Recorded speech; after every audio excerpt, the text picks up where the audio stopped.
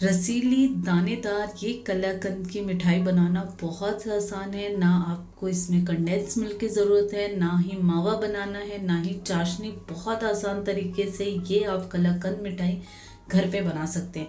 इसे बनाने के लिए हमने एक पैन ले लिया है जिसमें हमने पाव लीटर के करीब दूध लिया है। ये आपने फुल फैट मिल्क लेना है, यानी जो घर में दूध आता है वो लेना है, पैकेट वाला नहीं लेना है। इसी के साथ हमने ले लिया है 3 से 4 चम्मच क्रीम है तो डाल दें, ये हमने घर की क्रीम ली है। और इसी के साथ हमने लिया है 1 कप के करीब मिल्क पाउडर। ये कोई भी शॉप पे बहुत आसानी से आपको मिल जाते हैं, छोटे पाउच में भी मिलते हैं। अब इन तमाम चीज़ों को डाल के आपने इसे अच्छे से मिक्स कर लेना है, लम्स बिल्कुल भी नहीं रहे। यहाँ पर हमने सारी चीज़ों को अच्छे से मिक्स कर लिया है। दूध का पाउडर है वो दूध में बहुत अच्छे से डिसॉल्व हो चुका है। अब हम यहाँ पर लेंगे पनीर, जो हम सब्जी के लिए इस्तेमाल करते हैं वही पनीर लेंगे। यहाँ पर मैंने पनीर लिया है पाव किलो। आप मार्केट से इसे बहुत आसानी से ले लें और इसे इस तरीके से ग्रेट कर लेंगे। इससे जो हमारी कलाकंद मिठाई बनेगी बड़ी दानेदार बनेगी। जो हमने दूध और मिल्क पाउडर का बैटर बनाया था उसमें हम ये पनीर को डाल देंगे और इसे हम गैस पे रख देंगे। फ्लेम को हम हाई रखेंगे, इसे इसी तरीके से हम चलाते रहेंगे और साइड साइड से हम इसे स्प्रेड भी करते रहेंगे। जो मलाई हमारी साइड में है हम उसे निकालते रहेंगे। गैस की फ्लेम को हाई रखेंगे और इसे इसी तरीके से मिक्स करते रहेंगे। यहाँ पर हमने डाल दिया 4 चम्मच भरकर हम यहाँ पर शक्कर लेंगे, इसे डाल के हम अच्छे से मिक्स कर लेंगे।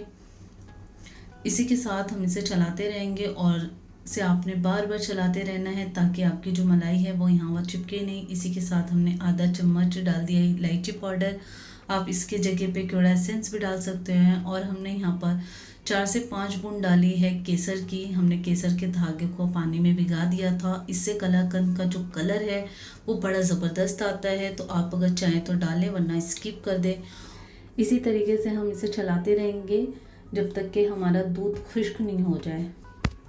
तो यहाँ पर दूध को खुश्क होने में तकरीबन 10 मिनट लगे हैं और आप देख सकते हैं कि बहुत अच्छे से दूध खुश्क हो चुका है। और अब इस स्टेज पे हम गैस की फ्लेम को ऑफ कर देंगे और अब हम इसे सेट कर लेंगे। थाल लेंगे और इसे हम घी से अच्छे से ग्रीस कर लेंगे और हमारे मावा को जो मिठाई है उसे इसके अंदर डाल देंगे और इसे अच्छे से स्प्रेड कर लेंगे। और बराबर करके आपने इसके ऊपर अपने मनचाहे ड्राई फ्रूट्स डाल लें। और यहाँ पर हमने डाला है चांदी का वर्क से सजाया है, पिस्ता काट के डाला है और इसे हम आधे घंटे के लिए सेट होने के लिए रख देंगे। आधे घंटे में अच्छे से सेट हो जाती है, फिर हम इसकी कटिंग कर लेंगे और ये आपकी मावा बर्फ़ी या कलाकंद कह लें बन के तैयार है। आप इसे अपने मेहमानों के सामने सर्व भी कर सकते हैं। और अगर आप ये पहली मर्तबा बना रहे हैं तो यकीन करें ये बहुत ही ज़बरदस्त बन के तैयार होगी। बाज़ारों से भी बहुत ज़्यादा अच्छी आपकी ये कलाकंद बन के तैयार होगी। एक बार बनाएंगे तो आप इसे ज़रूर दोबारा बनाएंगे। मेरी रेसिपी कैसी लगी कमेंट बॉक्स में फीडबैक ज़रूर दीजिएगा। तो हमें याद रखिएगा, अपना बहुत सारा ख्याल रखिएगा। फिर मिलते हैं एक नई रेसिपी के साथ, तब तक के लिए अल्लाह हाफिज़।